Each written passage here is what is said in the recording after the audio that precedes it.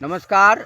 देश में आज की परिस्थिति को बहुत मार्मिक तात्विक लोग अगर यह चीज़ जानते हों अपनी तपस्या के बल पर, तो देश अभी खतरा के निशान से चल रहे हैं।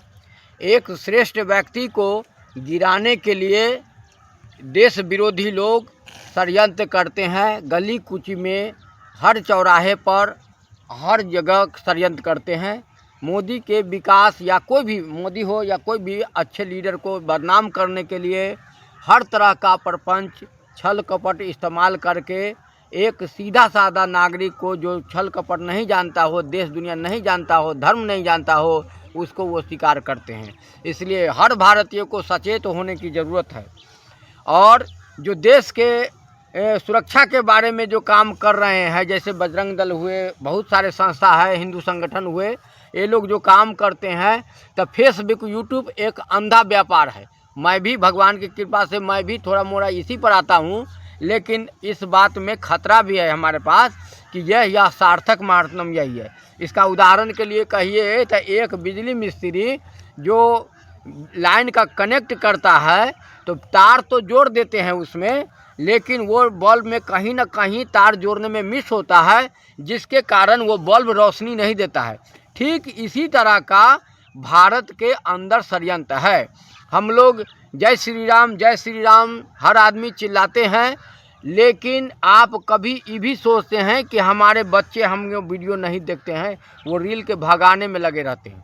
वो रील को इसलिए भगाते हैं क्योंकि उनको सुख सुविधा में जीने वाला आदमी कभी भारत के लिए नहीं सोच सकता।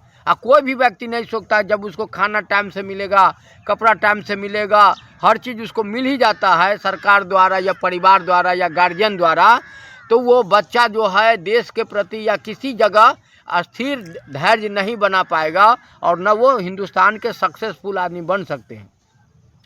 और इसका दुरुपयोग यह होता है कि पढ़े लिखे को भी स्वीकार करते हैं वो भारत विरोधी लोग।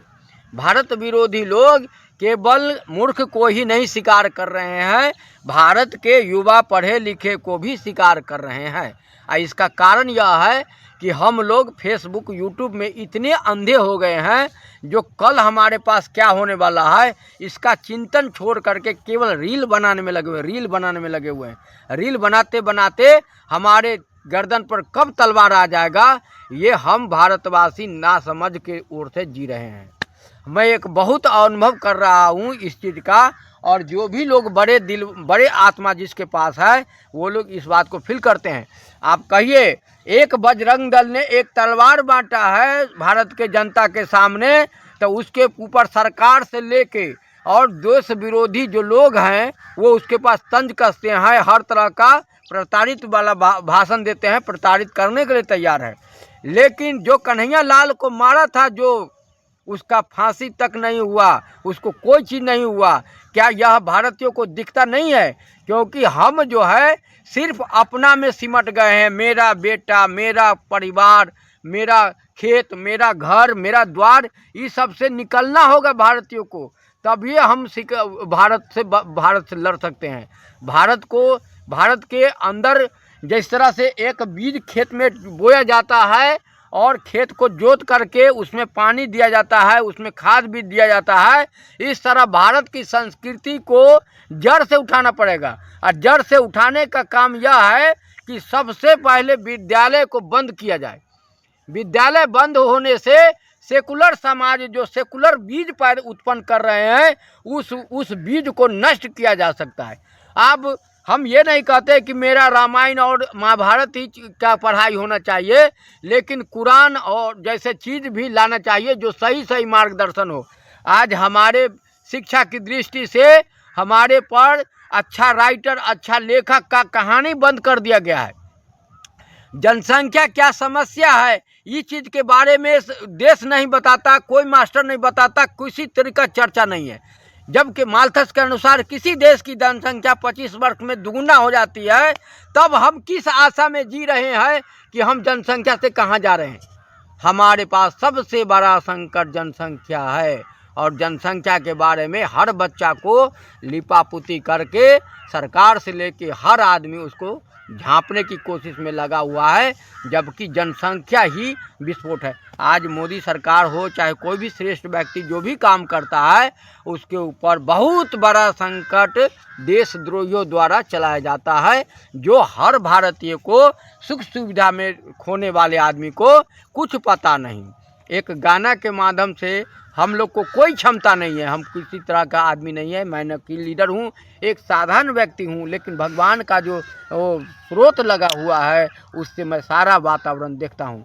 आज क्या समझते, सनातन जीवित है, सनातन मर रहा है, मरने के समय उसको पानी देने वाला कोई नहीं है। कैसे पानी नहीं देंगे? तो आपका परिवार, आपका भाई आपके अंदर में नहीं है, वो विरक्त है, आपका बेटा आपके हक में नहीं है, वो भी विरक्त है, आप परिवार समाज की बात करते वो भी विरक्त है। क्योंकि हम फेसबुक पर रील बनाते बनाते नाचने में लगे हुए हैं, जबकि सबसे पहला प्रयास होना चाहिए कि विद्यालय में सार्थक प्रश्न हो।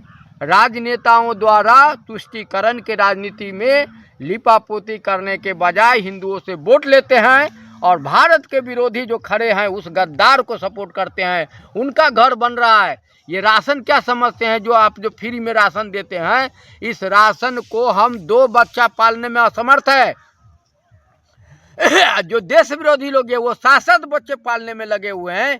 क्या यह भारतीयों को नहीं दिखता? इस पर कोई सवाल नहीं है, क्योंकि हम तो मूर्ख हैं, हम पढ़े लिखे हैं नहीं ज़्यादा।